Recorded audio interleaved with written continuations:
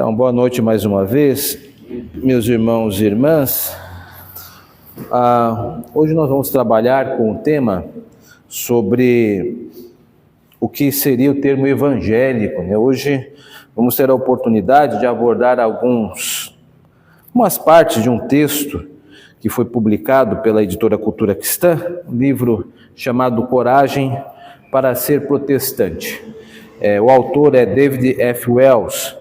O livro, ele não é um livro muito novo, ele vem de 2010, já tem algum tempo, nós estamos em 2024, entretanto ele ainda surpreende pela sua atualidade. O autor, ele é um autor estadunidense, ele tem uma visão, obviamente, do seu recorte norte-americano, entretanto, como nós estamos dentro do mesmo ocidentalismo, nós vamos ver que existem muitas pontes de contatos e coisas parecidas.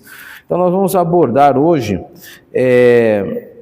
parte desse texto, é uma proposta de leitura bastante interessante, da nossa editora Cultura Cristã, é uma indicação de leitura, eu creio que há de enriquecer os irmãos e as irmãs, caso queiram adquirir esse texto. Então a lição vai tocar em alguns tópicos dele, mas advirto que não será todo dele, né? Tem muito de mim também nesse texto, com algumas abordagens e preocupações da igreja local, né?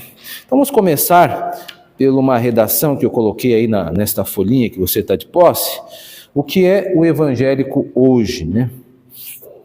Eu coloquei entre aspas porque o termo ele é bastante controverso, e aí nós vamos tentar hoje, vamos tateá-lo para investigar mais esse termo, né? Bom, atualmente somos mais de 200 milhões de habitantes, segundo o IBGE de 2022, né? As cifras atuais estão em torno de 203 milhões de brasileiros, segundo o último IBGE. No Brasil do século XXI, tem se falado no crescimento de números de evangélicos, chegando também à cifra de 31% da população brasileira em 2020 pelo Datafolha. Então, se você fizer uma conta simples aí de percentagem, você encontrará em torno de 60 milhões de ditos evangélicos. Entretanto, mesmo considerando que há mais de dezenas de milhões de evangélicos, não se constata uma mudança de comportamento, isto é, baixa no número de criminalidades. Você não encontra isso no Brasil, embora o crescimento de evangélicos tenha sido grande, isso não afetou a criminalidade, e também o número de divórcios, não houve uma grande mudança nesses números por causa do crescimento dos evangélicos. Ou também não houve um aumento de taxa de ações que possam indicar um maior número de amor ao próximo e a Deus. Nós não temos nenhum tipo de pesquisa apontando algum índice que houve um aumento de entidades filantrópicas, por exemplo, que seria natural. Olha, se mais pessoas estão se convertendo ao cristianismo, logo uma sociedade que tenha dezenas de milhões de cristãos seria evidentemente abençoada, né? Então eu creio que nós estamos diante de um cenário curioso, né? Porque quando a igreja crescia, segundo o registro bíblico, a sociedade geral também ia sentindo a diferença.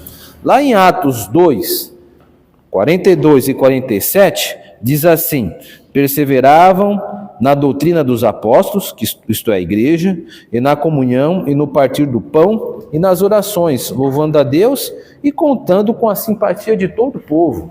Então, no primeiro século, quando Lucas vai registrando o crescimento da igreja, à medida que ele vai registrando o crescimento da igreja, a sociedade vai tendo algum tipo de reação.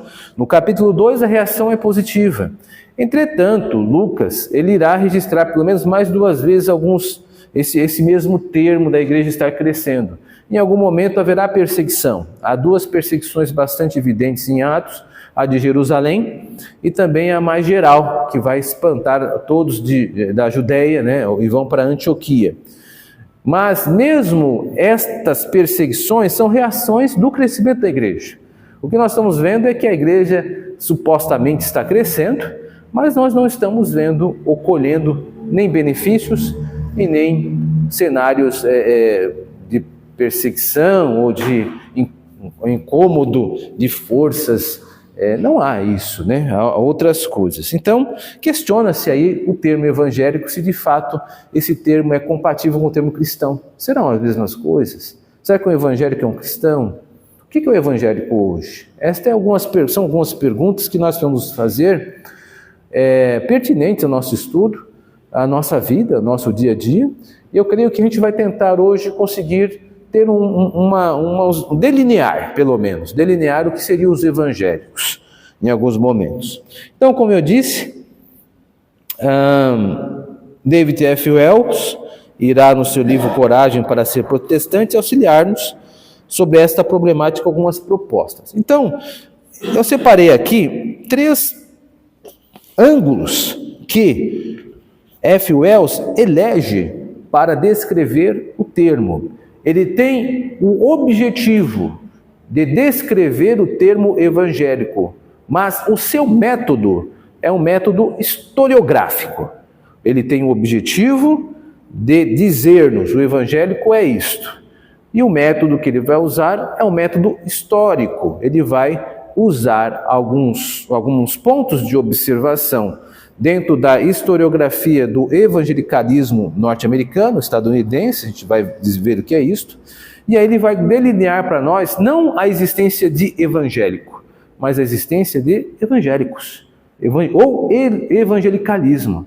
Então, hoje nós vamos perceber, se dentro dessa proposta inicial do livro Coragem para Ser Protestante, pelo menos 3 evangelicalismos. Então, nós não temos um evangélico.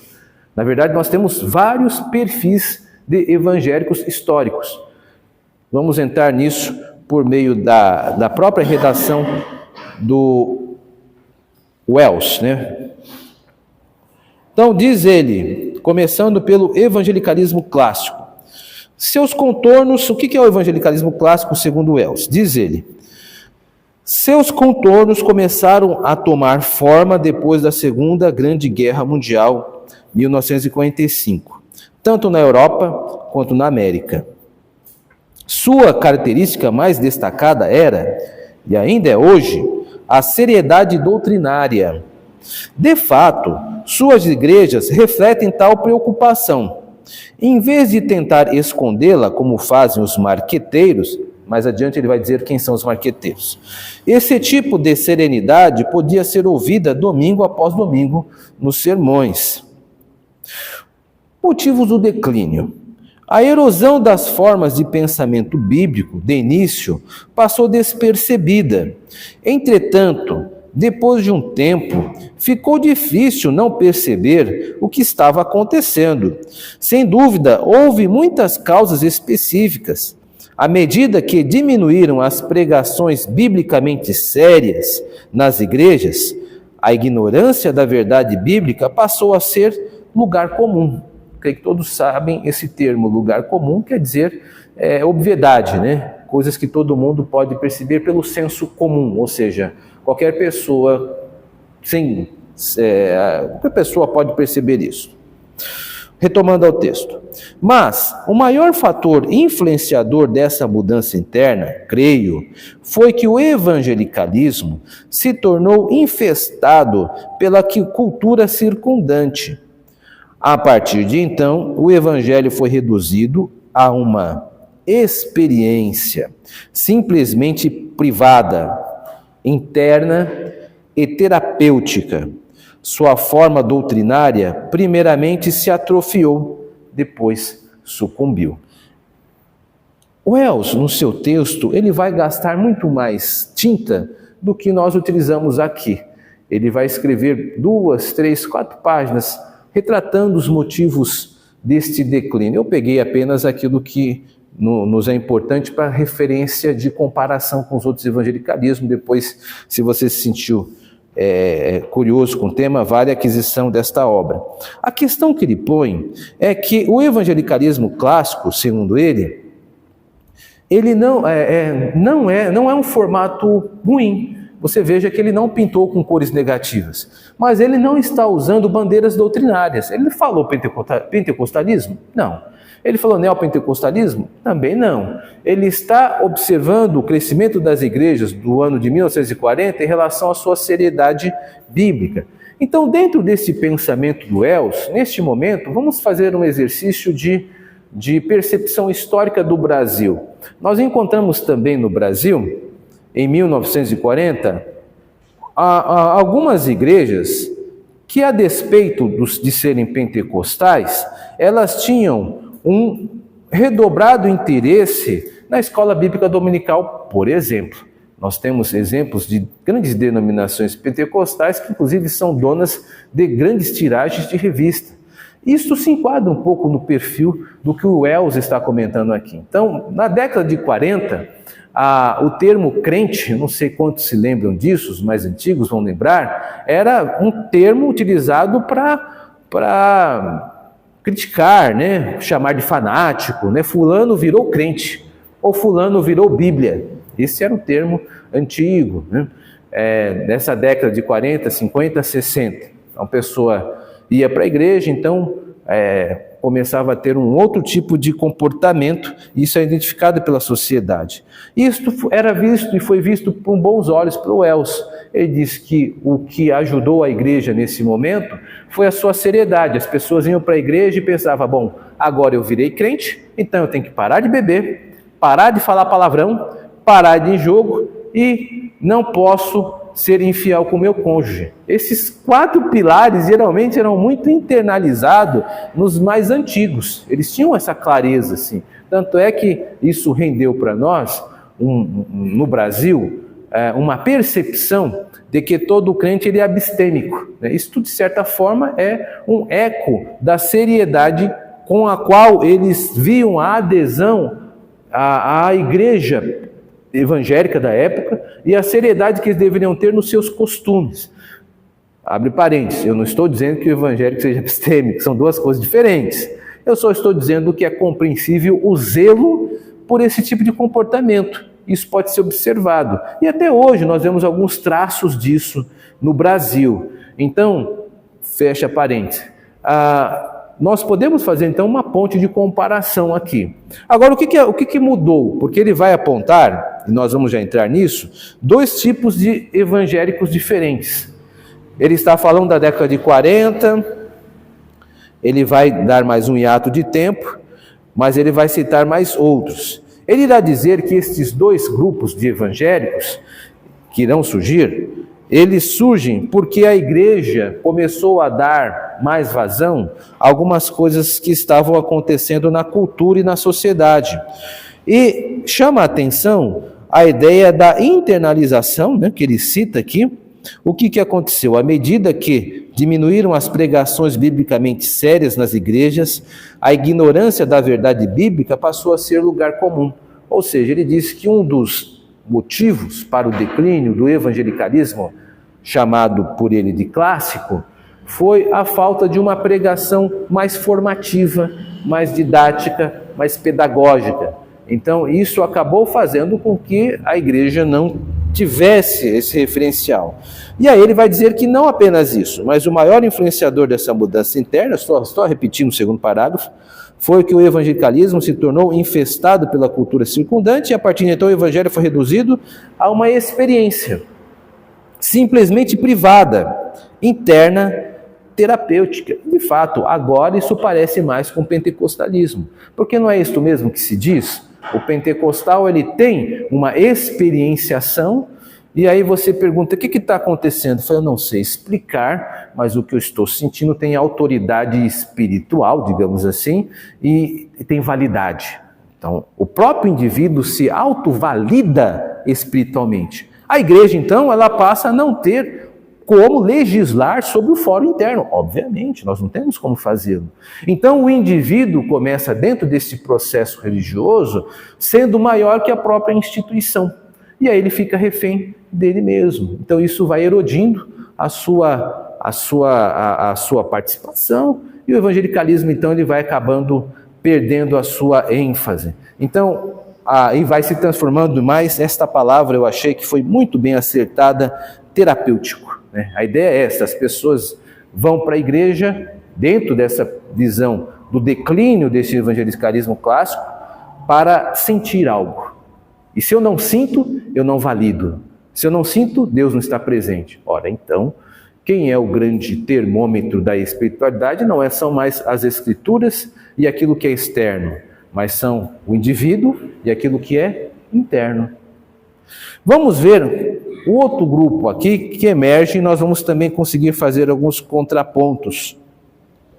O evangelicalismo marqueteiro é o segundo tipo de evangelicalismo. Esse modo de fazer igreja buscava preservar a antiga mensagem evangélica, entregando-a de novas maneiras. Suas estratégias foram tomadas de empréstimos do mundo corporativo. A ideia-chave é que há um nicho de mercado para a mensagem cristã. Assim, eles utilizaram técnicas de marketing e formatos de entretenimento já testados e provados para penetrarem nesse tipo de mercado. Isso pode-se ver, era a maior novidade. Aí estava uma nova igreja, recém-inventada e fresca, adequada ao mundo, uma igreja aberta ao mundo, remanejada em torno de melhor promoção de vendas, um evangelho oferecido como um produto, finalmente apresentado e artificialmente vendido, tal como qualquer outro item do shopping ou televisão. Aí estão igrejas exalando o cheiro de café fresco e reverberando músicas de ponta.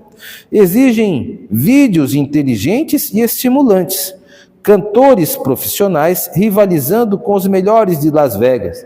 Abre parênteses, nós estamos falando da cultura estadunidense, tá? Então ele está se reportando à cultura dele. Retomando o texto. Tudo posto junto em um mesmo pacote para agradar, instigar, entreter, relaxar, atrair e cativar.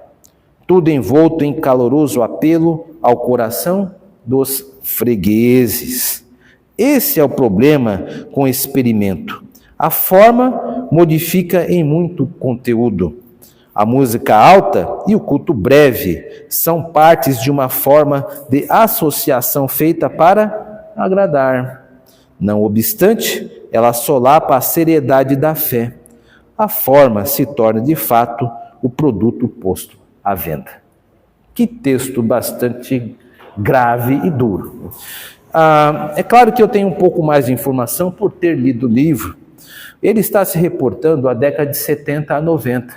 E aí você consegue fazer um contraponto com a nossa realidade. O que acontece na década de 70, 80, 90? Grandes denominações acabam adquirindo grandes conglomerados de redes, né? Veja, existia a Rede Manchete, que foi comprada pela Renascer, existia a Record, que foi comprada pela Igreja Universal do Reino de Deus, e ainda também partes da Bandeirantes, ainda também são vendidas lotes de programação para as denominações. Isso tudo ocorreu um grande boom. Quem lembra do Jimmy Swaggart, também norte-americano, que tinha uns programas nessa época, e outros teleevangelistas que se profissionalizaram ao falar do público televisivo, né? Eles faziam até chorar, porque tinha muita técnica, muita promoção. E ele está se reportando a esse período. Então essas igrejas, ele está chamando de evangelicalismo marqueteiro. Eles eram muito bons de marketing, né? Não apenas no seu alcance midiático, como a compra de grandes emissoras, no Brasil isso reporta, é um ponto de transporte para a nossa realidade, mas até mesmo o formato dos templos. Vocês lembram que muitos cinemas foram comprados por algumas denominações e fizeram como se fossem grandes estúdios, né? Ainda hoje, de certa forma, nós que podemos acompanhar um pouco mais a internet, vocês vão ver que está voltando alguma coisa que relembra um pouco de longe, onde as paredes das igrejas estão sendo pintadas de preto, e aí há um tipo de iluminação, de minimalismo. O que é minimalismo? É você olhar na frente e ter aquela luz em cima da pessoa, porque o que precisa ser visto é isto. Então vamos nos concentrar nisso. Então isso é uma mensagem. A arquitetura, a engenharia visual, elas estão a serviço como um produto. E é por isso que estas denominações estão enchendo de pessoas, porque esta é a linguagem do século XXI, quer goste, quer não, estas pessoas, elas têm isso. Por exemplo, eu tenho certeza que vários irmãos e irmãs têm várias possibilidades de acesso ao streaming, a vídeos e filmes. Quem de vocês gosta de ficar assistindo os filmes de 1930? É difícil, você já não tem muita paciência com as câmeras que ficam aprofundando, os diálogos enormes. Por quê? Porque a roupagem da cinematografia do século XXI, ela é muito rápida.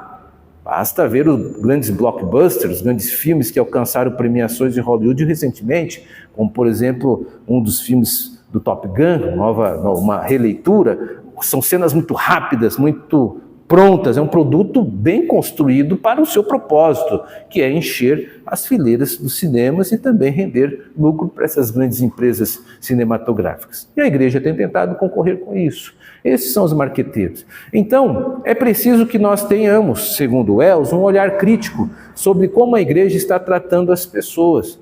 Eu creio que é possível continuarmos sendo amistosos com aqueles que nos visitam. Agora, rebaixar o evangelho a ser serviço daqueles que vêm aqui é muito preocupante. Eu vou dizer a verdade, não tange a isso, por exemplo, me preocupa quando uma pessoa frequenta a nossa igreja 5, 6 meses, 7 meses, não se aproxima da comunidade. Ela vem, assiste o culto, pega e vai embora. Isto é estranho, porque qual que é o ideal? Você vai se aproximando da comunidade e vai vendo no que você pode ser útil.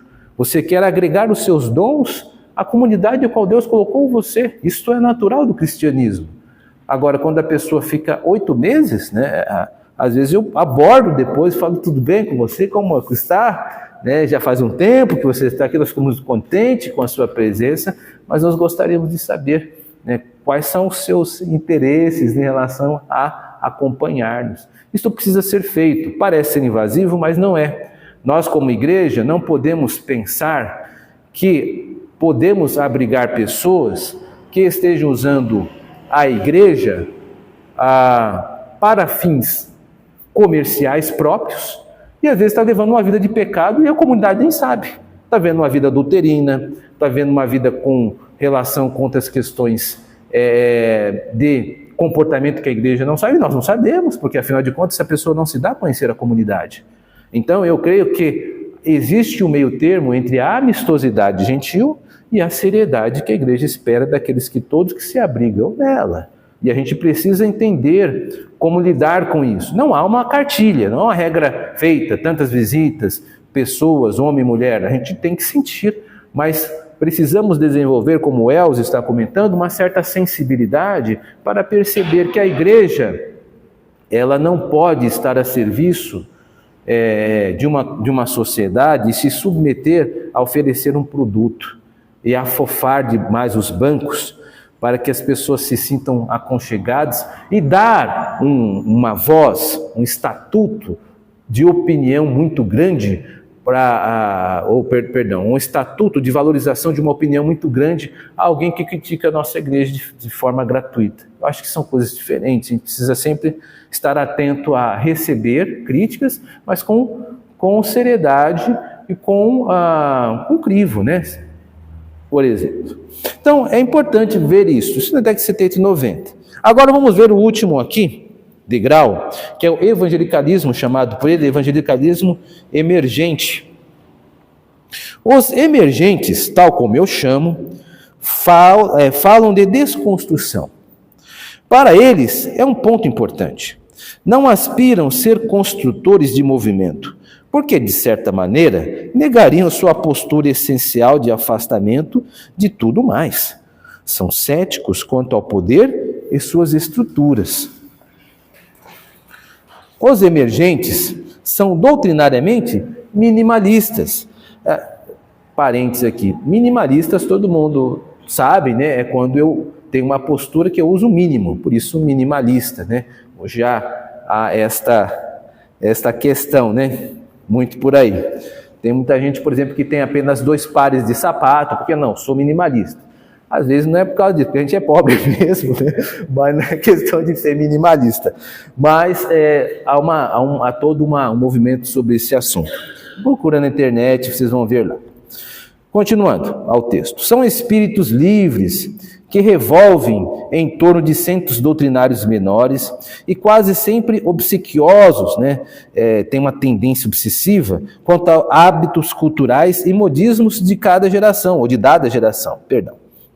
Em virtude de sua própria postura, são resistentes a qualquer estrutura doutrinária, capaz de controlá-los e restringi-los. Vamos voltar a isso daqui a pouco. Os emergentes hoje não estão ávidos para confrontar criticamente a pós-modernidade. Deixe-me fazer um parênteses. Aqui há um entendimento geral da modernidade e pós-modernidade. O que seria a modernidade? Existem vários ângulos. Tem um ângulo social, da sociologia, tem um ângulo filosófico, tem um ângulo da literatura, que vai recortar a modernidade em um período. Grosso modo, para que nós possamos transitar neste termo sem muitos problemas, grosso modo, a modernidade é um período de grandes mudanças do ano de 1500, que passa a ser visto com bastante ênfase por causa do descobrimento das Américas e também dos movimentos de afastamento do catolicismo romano pelo protestantismo que ocorre, reforma e contra-reforma, a construção de conceito de nações maiores também nesse período moderno. Então, vários historiadores, ou sociólogos, ou filósofos, ou literatos irão fazer um recorte, mas geralmente eles concordam com esta massa de modernismo. O que seria o pós-modernismo? Seria uma era onde a razão ela não está mais entronizada. Vamos dizer que no modernismo a razão, o racionalismo, ele tem um grande enfoque. Então lá para o século XVIII, XIX, aí onde há desilusão, principalmente no começo do século XX, por causa das duas guerras, todo mundo fica olhando assim e fala, eu acho que esse negócio de razão não dá certo não. Por quê? Morreu milhões de gente aqui,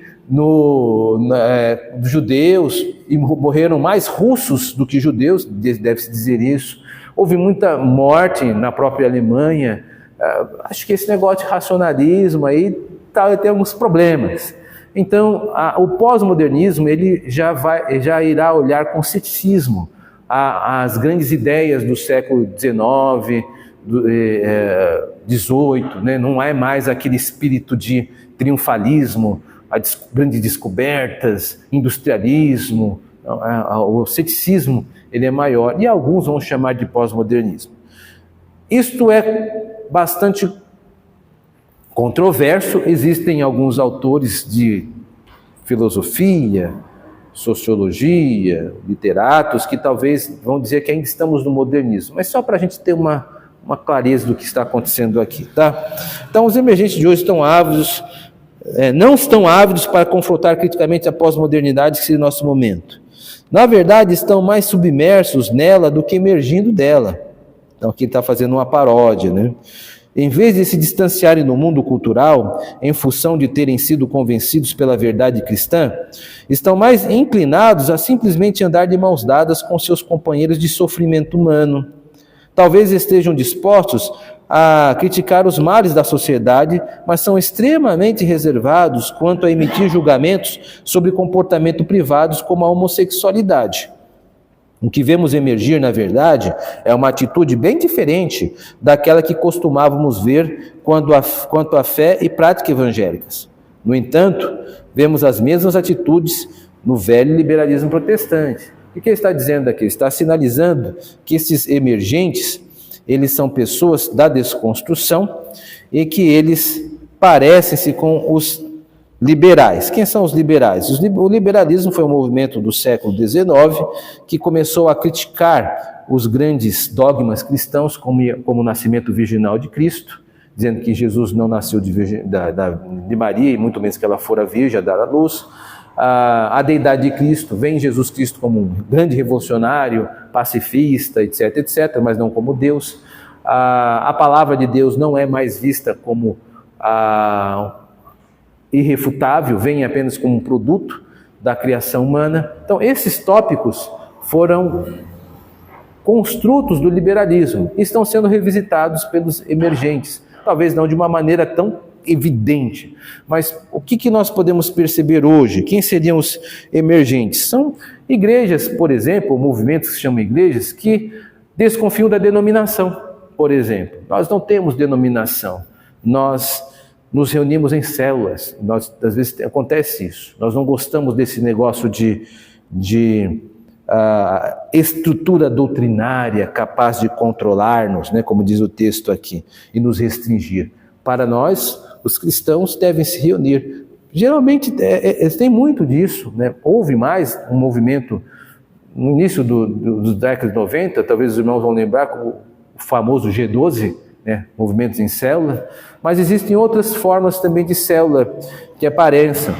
Uma grande característica que o Wells toca um pouco de leve é a maneira como vem a pessoa e o homem. Eles veem os homens com mais independência do que as estruturas sociais. Então a visão deles é que o homem ele pode ser bom, o homem pode por si só ser um portador da fé, e que a denominação seria algo periférico, supérfluo. Então há um problema aqui, o homem não é bom, o homem não pode se suster sozinho. A comunidade foi feita porque nós somos maus e precisamos um dos outros para que possamos crescer enquanto seres humanos, enquanto cristãos, dentro de uma sociedade cristã.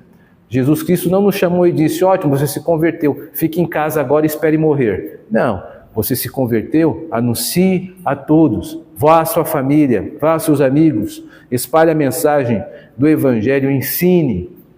Ou seja, o nosso chamado é um chamado social, não individualista, não experiencialista, como esses movimentos emergentes dão a perceber. Agora, olhando para os emergentes, nós vemos algumas igrejas sendo seduzidas por um discurso um pouco mais modernista. Então, há um movimento de alguns, até mesmo atingindo o presbiterianismo paulista, em algumas áreas, onde alguns encontros estão sendo regados, como, por exemplo, música popular brasileira.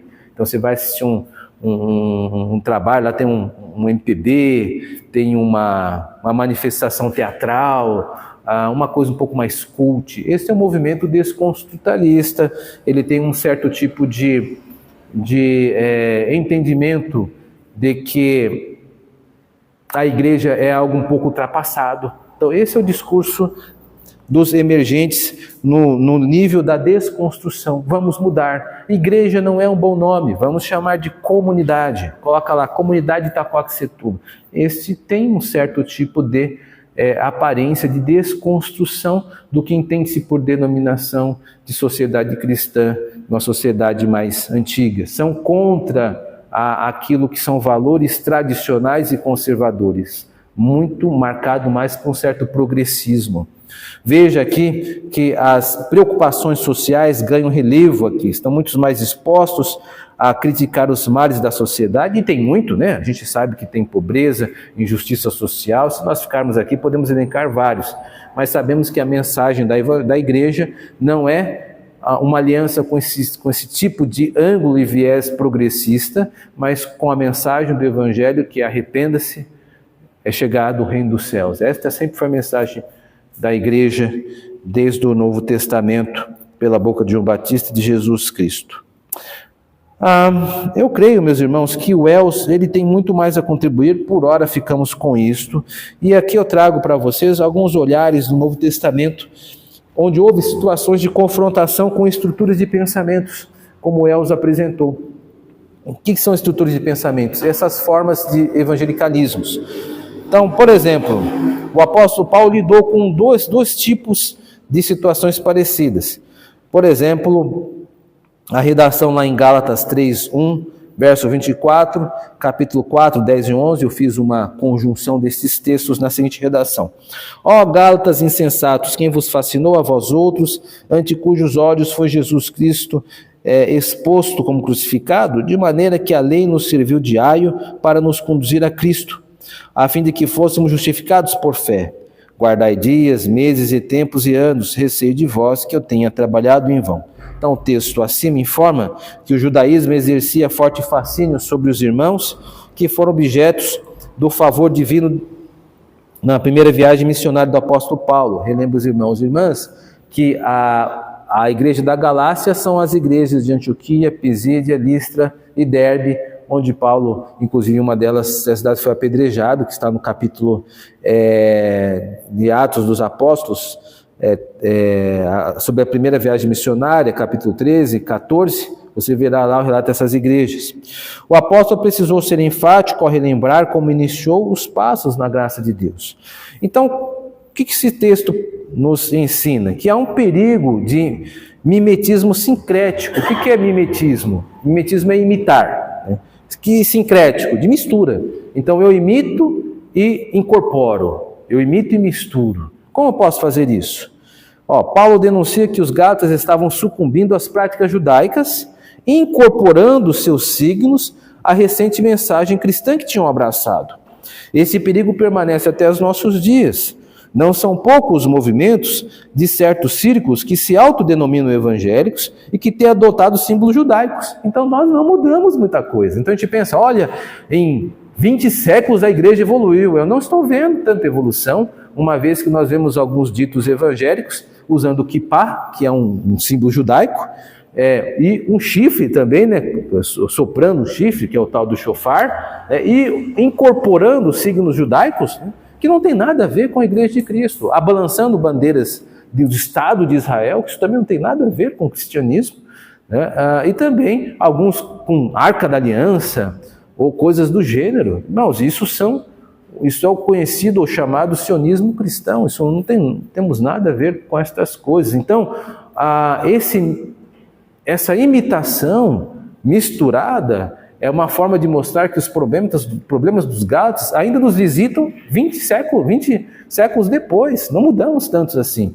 Esses signos exercem um certo fascínio ainda em muitos, nós precisamos resistir a esse discurso, né? Nós não temos nada a ver com isso. Um outro exemplo é o confronto com a estrutura de pensamento da filosofia. Lá em Atos, capítulo 17, verso 18, em alguns filósofos estoicos e epicureus, pessoas que buscavam prazer e evitavam a dor, contendiam com ele, Paulo, havendo que perguntasse, que quer dizer este tagarela? Então é interessante, este é um dos poucos textos em que dá registro das correntes filosóficas que Paulo teve que confrontar lá em Atenas. E são estruturas de pensamento que ditam a forma do homem ser no mundo, a forma do homem vivenciar sua dor, de ver a sociedade, de ver o mundo presente, o mundo por vir. E essas estruturas, elas não se apresentam assim, ei, me olhe desta forma. Eles são um pacote que vão por meio dos seus discursos se mostrando. Paulo estava enfrentando eles. Bom, o texto acima registra o nome dessas duas correntes filosóficas que viam o cristianismo pregado pelo apóstolo Paulo com certo desdém. Ainda hoje há quem tente impingir aos cristãos o estatuto de pessoas que desistiram de pensar e são fáceis de ser manipuladas por charlatões, né? Tem que ouvir um erro de digitação aqui. Quem é que nunca ouviu falar disso, né? A pessoa virou crente, tadinho, né? Desistiu de pensar, né? Ou virou fanático, virou fanática. Vem um cristianismo com um desdém. Isso chama-se uma visão altivista. O que é altivismo? É quando eu olho, né, do alto para baixo. Nós devemos rejeitar esse tipo de postura. Isto não apenas é extremamente deselegante, como inadequado. Nós precisamos, por respeito, olhar qualquer uma das pessoas que vão discutir conosco dos olhos, né? Discutir argumentos por argumentos, com fundamentos iguais, onde ambos possuem o direito de fundamentar os seus discursos e existir em sociedade. Mas aqui nós temos algumas estruturas que olham o cristianismo com desdém, com rebaixonismo, e a gente tem que sempre resistir a esse tipo de postura, né? E denunciar. Há também um perigo de mimetismo sincrético. Grupos de prestígio social na Grécia Antiga viam as práticas estrangeiras com olhar altivo. A aristocracia, devido à possibilidade do uso do ócio para estudo, acabou, em alguns momentos, apropriando-se do discurso cristão para fins políticos e sociais. Exemplo disso foi o uso que Constantino fez da religião cristã como instrumento de unificação do Império Bizantino. Isso aqui é interessante. Nós temos alguns movimentos. Se na Atenas nós temos alguns grupos que são refratários e olham o cristianismo com altivismo, com o passar dos séculos, as pessoas viram no cristianismo um instrumento de manipulação social. Constantino utilizou o cristianismo para reunificar o Império Bizantino, o Império Romano Oriental. Hoje, nós precisamos tomar cuidado para que algumas denominações também não procurem utilizar aqui, aí que se aproxima muito do que nós vimos dos marqueteiros, da igreja como instrumento de coerção, ou como instrumento de controle social, né? Ver a igreja apenas no nível social. A igreja é como um clube, nós vamos ter que pensar na igreja como um fim em si mesmo. Isso, por exemplo, é o que Constantino fez. O que isso nos desafia? Quanto igreja nos desafia é que nós devemos sempre olhar para fora. Ver a igreja não como um fim em si mesmo, como uma estrutura de controle social, onde eu vou ter um ambiente agradável para criar meus filhos, porque a igreja é isso também. Mas ver a igreja como sempre desafiada a ir para fora. Nós temos duas escolas aí que nós não temos nenhum tipo de representação, quanto a Igreja Presbiteriana de Itacoaxetuba. Nós não temos proximidade com o posto de saúde que tem logo alguns metros no final desta rua. Quanto igreja, nós precisamos estar presentes também, não com um discurso social, mas levando o evangelho a esses nichos que estão tão próximos de nós. Isso precisa nos incomodar. Muitos jovens que estão aí fora não conhecem o evangelho, que podem conhecê-los por estar próximos da igreja. Isso é uma forma de tentarmos romper com um tipo de estrutura social de ver a igreja como fim em si mesmo, como Constantino começou a ver ali para poder tirar vantagem.